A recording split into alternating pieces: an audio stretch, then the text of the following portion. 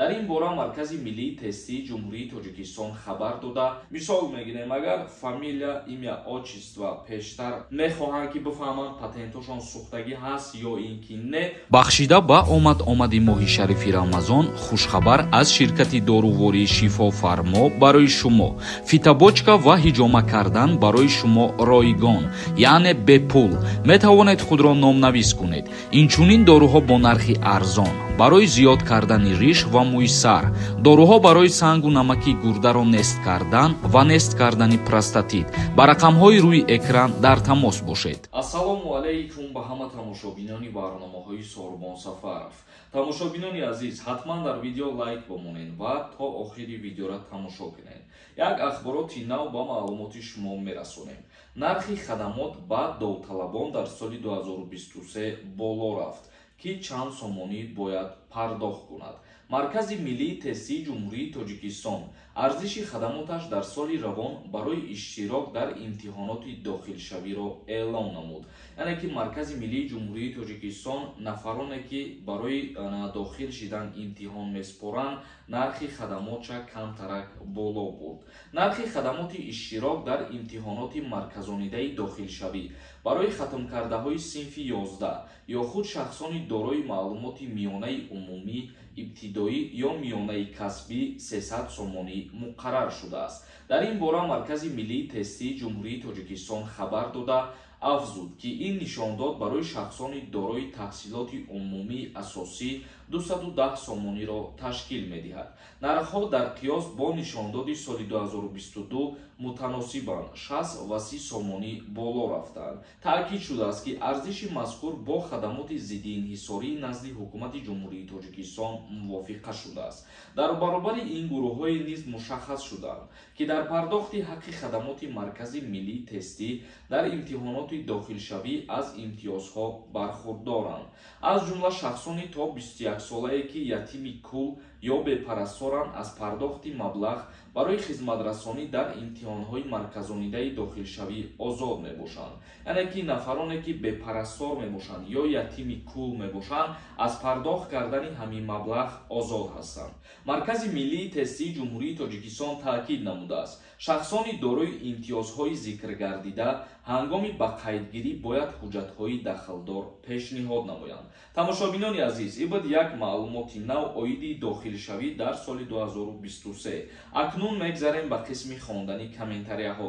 Дар ҳаминҷо ба ҳаматон як чиза тавсия метиҳам. Нафароне ки дар Москва ё Московский област қарор дорем, агар ҳуҷҷатҳои шумо тамом шидагӣ боша ва бихоҳем ки границаи Қазоқистон бигзарем, пас рақамҳое ки дар рӯи экран ҳаст, дар ҳамин рақамҳо занг бизанем, омада шуморо аз дари хонатон гирифта ба границаи Қазоқистон мебарад ва дар ҳолати гузаштани граница, дар ҳолати иваз кардани ҳуҷҷатҳо ҳатман ба шумо кӯмак мекунад. Рустам нависонда: бародаро, ҳамин гапҳои бемаънитонам нагин. Ҳамин бародар гуфта додесай, бо гапҳои ҳаромтонам мегин. Як хелда ин гапҳо дахл дора. Раҳмат барои гапҳои хубат, бародар юрист Тиҷей. ҳазор раҳмати калом барои суханҳои хубат дидам. ӯ аблаҳое ки суханҳои бад менависонанд, ӯ ҳаволашон ба худо. Муниса нависонда: салом Сорбон, ҳамин видварения чанд сола мешавад? Видварения аз 3 моҳа то 5 солара дар бар мегирад. Иззат Нурулло нависонда: ассалому алайкум, ака созен, дар ҳамин савол ҷавоб ден, илтимос. Ман фамилия надорам, дар Россия паспортгирӣ да проблема намешавад. яъне ки дтгара дар назар доштагӣ бошӣ, ягон проблема намешавад. мисол мегирем, агар фамилия, имя, отчество пештар ба Федератсияи Русия сафар мекардан шаҳрвандӣ гирифта метонистанд, вале дтгош гирифта наметонистанд. айни ҳол иҷозат додагӣ ҳастанд. намунаш дар ҳамин паспорти соли ҷумҳурии Тоҷикистон ҳам нишон додагӣ ҳастанд барои шахсое ки днома мебошад. мисол барои ҳамон намунара мондагӣ ҳастанд ки дномаҳо низ шаҳрвандии Русияра дастрас карда метавонанд. бобо нависонда: ассалому алайкум, ака дар ҳамин бораи въезда меган ҳуй мекунанд. амнистия мешавад? ягон ҳақиқат дора ака? дар ютуб дар бораи ҳамин гуфтанд. бародари азиз, ин айни ҳол пешниҳод шидагӣ, вале қонун ё қарор қабул шидагӣ нестай. президенти Федератсияи Русия ин чиза тасдиқ мекунад, баъдан қонун қабул мешавад, баъд авфи муҳоҷиро карда мешавад. Ва дар ҳамин ҷамъ ба ҳаматон дар ҳамин мавзӯъ як чиза тавсия метиҳам.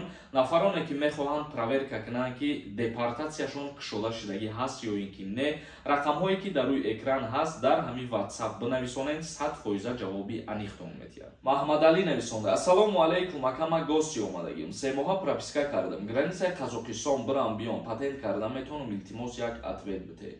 мутобиқи қонунгузории Федератсияи Русия, вақте ки шаҳрванди хориҷӣ вориди Россия мешавад, мигратсиони карташа гости ба қайд мегирад, баъди 3 моҳе ки аз Россия берун мегурояд, боз баъди 3 моҳ ҳаққи ворид шидан дорад. дар ҳол дар муддати 1 рӯз ё 2 рӯз обратно даромадан мумкин нест, дар ҳолате ки ҳамчун гости даромада бошӣ. агар сабр нависонда: салом ака, аблава кай сар мешавад ва кай ба охир мерасад? даъваткунӣ ба хизмати ҳарбии призови баҳорӣ аз 1 апрел сар мешавад то 27 мая давом мекунад. умед азимов нависонда: ассалому алайкум, акаи сорбон, то моҳи январ патент ма 5900 споридам, моҳи феврал 6600 споридам. патенти ма сӯхта бошад, ҷавоб медодем. бародари азиз, дар ҳолате ки пули патентата сари вақт пардохт кардесай, намесӯзад ва барои ҳамин нафарҳое ки пеш аз соли нав дигаре пул споридагиян, баъди соли нав 6600 рубли споридагиян, мехоҳанд ки бифаҳманд патентошон сӯхтагӣ ҳаст ё ин ки не, шуморо метавонед ки дар ҳамин WhatsApp муроҷиат кунед, проверка мекунад патента, 100% ҷавоби аниқтон метиҳад. нурик нависонда: ассалому алайкум, акаи сорбон, агар аз залатая корона қарздор бошӣ, агар натони вақташда платит карда, ягон проблема намешавад, пешакӣ раҳмати калом. дар вақташ ки платит карда натони, ҳамун фоиз мехӯрад, зиёд шидан мегирад. тамом, ин ҳамин қадар мушкилӣ дорад. як каси дигар нависонда: акаҷон, як бародар мошини каршеринга задай, 700 000 штрафш омадай, чӣ сабаб метӣ бародар?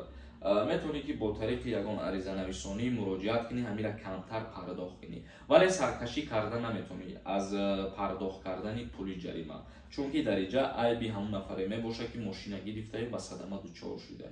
ба ҳамин хотир саркашӣ кардан дуруст нест ва зарурам нест. дар ҳолати саркашӣ кардан метавонанд ба суд битиянтра, бо тариқи суд ҷаримаро бигиранд. расулов нависонда: акаи сорбон, салом алайкум, ман ҳозир дар шаҳри Москва, мара ҳамаи документом тоғрияй ва шаҳри Сургут рафтаниям. вақте ман равам ба Сургута, ман ҳамин патентма продлит мекунам ё граница мегзарам?